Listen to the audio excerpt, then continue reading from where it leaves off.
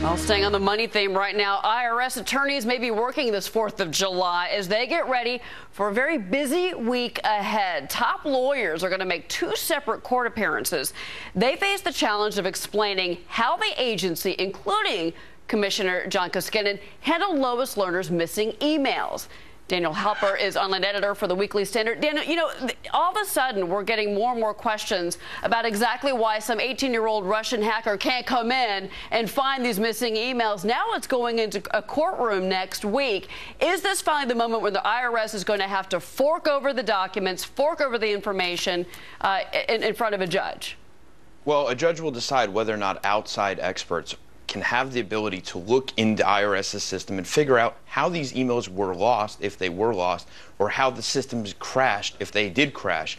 I think that's a crucial case. The IRS, of course, doesn't want outside experts coming in because they don't want the precedents that outside experts should be allowed inside the IRS's files. But I think the public would demand that that we clarify what happened here, and I think an outside expertise is necessary in this case. Well, what about the DOJ in all of this? I mean, as we kind of gear up for these appearances by IRS attorneys, the DOJ has been conducting their own investigation. Critics say that the DOJ has done nothing to help in unveiling these emails. I mean, can't Congress do something about that? Can't there be more calls for the DOJ to step up and step more into this investigation?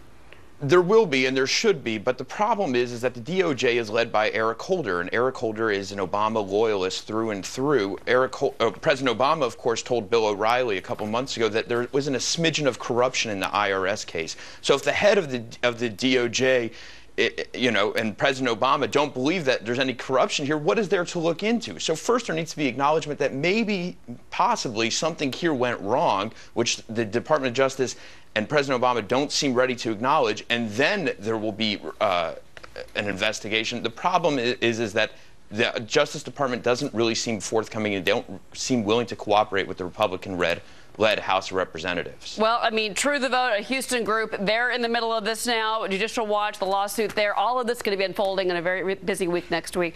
Daniel, thank you very much. Appreciate your time. Thanks for having me.